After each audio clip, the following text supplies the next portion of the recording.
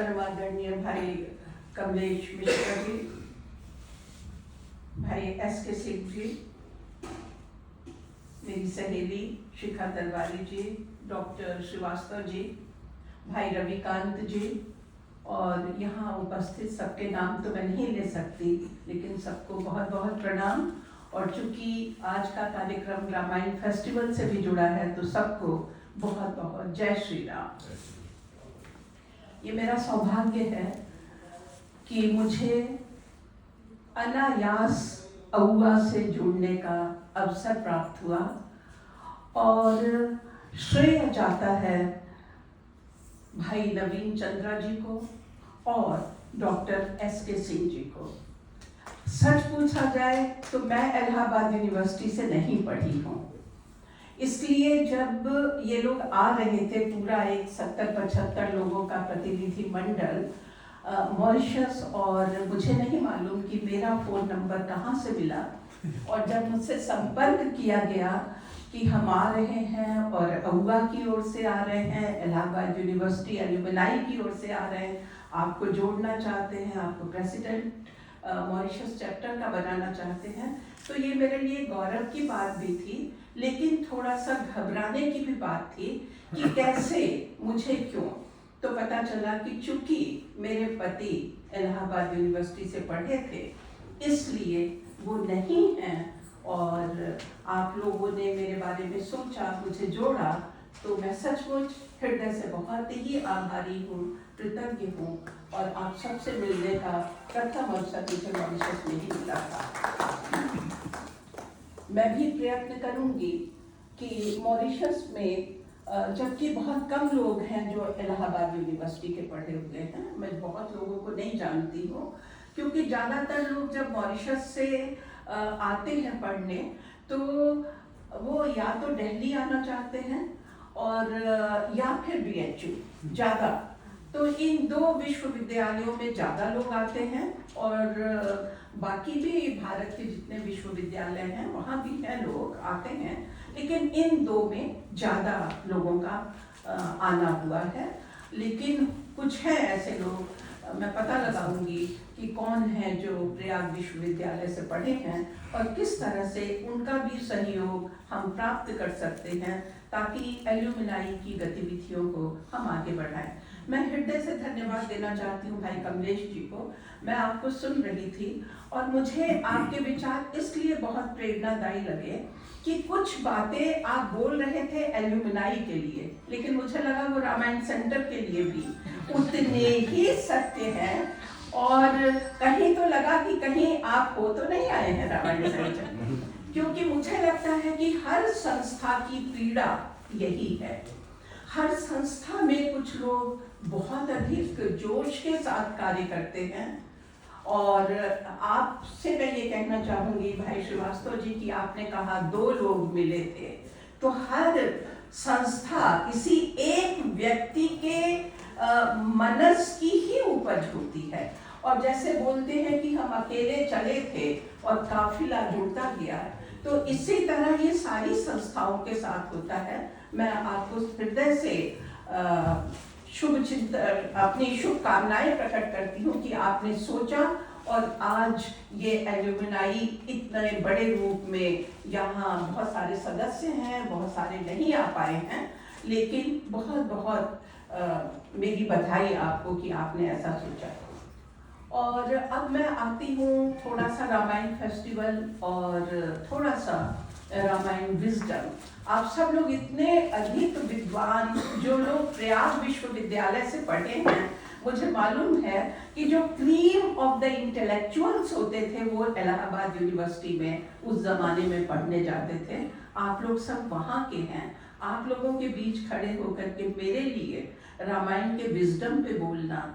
बहुत एक चैलेंज है, चुनौती है, और खास करके अभी भाई रविकांत जी इतना अच्छा बोल रहे थे रामायण फेस्टिवल के बारे में, लेकिन फिर भी मुझे आदेश हुआ है तो 2-4 बातें मैं आपके सामने रखना चाहूँगी। सबसे पहले ये कि हमने मॉरिशस में रामायण सेंटर की स्थापना की है,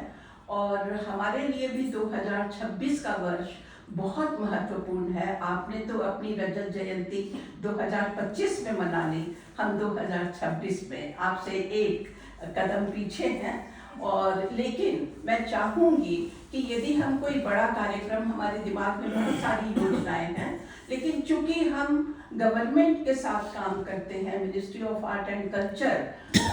के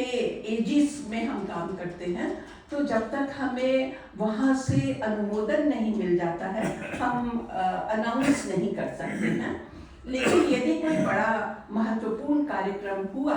तो मैं आप सबको आमंत्रित करूंगी, और मैं अभी से कह रही हूँ कि आप लोग आएंगे उसमें तो हमें बहुत अच्छा लगेगा। क्यों रामायण? मैं अभी बता रही थी कि हमारे पूर्वज जहां भी गए, जब भी गए, वो अपने साथ अपने मूल्यों को लेकर के गए। और वो मूल्य ज्यादातर, वैसे तो हमारे सभी ग्रंथों में है, और मैं हमेशा कहती हूँ कि हम भारतीय शायद इस विश्व के सबसे समृद्ध लोग हैं। मैं अपने को सबसे धनी मानती हूँ इस रूप में कि हमारे पास जितनी बड़ी ज्ञान संपदा है, सनातन ज्ञान संपदा, हमारे यहाँ तो वेदों को कहा गया वो अपौरुषेय है, वो किसी व्यक्ति की रचना नहीं है, वो भगवान की, परमात्मा की सांस है। तो ऐसे वेदों से लेकर के न जाने कितने ग्रंथ हमारे पास हैं। हम उनके मूल्य को कभी कभी नहीं समझ पाते हैं, और हमारी ये भी ट्रेजेडी है कि यदि हम कितने भी पढ़े लिखे हों, हमें बुला करके बिठाया जाए और कहा जाए कि हमारे जितने भी ग्रंथ हैं उनका नाम लिखो, तो मैं जानती हूँ हमसे छूट जाएंगे। कितना भी प्रयत्न करें, कोई ना कोई नाम अवश्य छूटेगा, क्योंकि वेदों से लेकर के अब तक बहुत लंबी परंपरा रही है। लेकिन मैं रामचरितमानस को इस दृष्टि से बहुत ही महत्वपूर्ण मानती हूँ, और गोस्वामी तुलसीदास जी को बार बार नमन करती हूँ एक विशेष कारण से, कि उन्होंने उस पूरी ज्ञान संपदा को एक जगह एकत्रित किया, और वो है रामचरितमानस। हम सारे ग्रंथ नहीं पढ़ सकते, हम वेद नहीं पढ़ सकते, हम उपनिषद नहीं पढ़ सकते, हम महाभारत नहीं पढ़ सकते, हम कालिदास, वाल्मीकि, भास जैसे नाटककारों को नहीं पढ़ सकते, हमारे पास इतना समय नहीं है। हमारे पास इतने सारे पुराण हैं, 18 पुराण हैं, हमारे पास समय नहीं है पढ़ने का। हमारे पास नीति ग्रंथ हैं, हमारे पास समय नहीं है पढ़ने का, मान लिया। लेकिन एक रामचरितमानस को यदि हम पढ़ लें तो हमें वेदों से लेकर के विशेष रूप से रामचरितमानस यानी तुलसीदास जी के समय तक 450 वर्षों तक, मतलब आज से 450 वर्ष पूर्व तक जितना भी ज्ञान है वो सब हमें रामचरितमानस में मिल सकता है। और इसीलिए तुलसीदास जी ने रामचरितमानस आरंभ करते हुए बड़ी ही विनम्रता पूर्वक एक सत्य को स्थापित भी किया, स्वीकार भी किया, और वो है कि नाना पुराण निगमागम सम्मतम यत् रामायणे निगदितम क्वचिदन्यतोपि स्वान्तः सुखाय तुलसी रघुनाथ गाथा भाषा निबंधमति मंजुल मातनोति। यानी जितने भी पुराण, जितने निगम, जितने आगम, सबको तो नहीं गिनवा सकते थे तुलसीदास जी, लेकिन उन्होंने अपने इस एक श्लोक में ये स्वीकार किया कि सारी ज्ञान संपदा में से जहाँ से भी उन्हें जो कुछ अच्छा मिला उन सबको आत्मसात करते हुए उन्होंने रामचरितमानस में समाहित किया। मैं मानती हूँ कि जैसे एक मधुमक्खी विभिन्न पुष्पों का रसास्वादन करती है और अलग अलग पुष्पों से रस को इकट्ठा करके एक अलग रूप दे देती है, उसे मधु बना देती है, उसे शहद बना देती है, उसी तरह का कार्य तुलसीदास जी ने रामचरितमानस के माध्यम से किया। इसलिए रामचरितमानस ज्ञान का भंडार है, रामचरितमानस नैतिक मूल्यों का भंडार है, रामचरितमानस ऐसी शिक्षाओं का भंडार है कि वो शिक्षाएं कभी बासी नहीं हो सकती।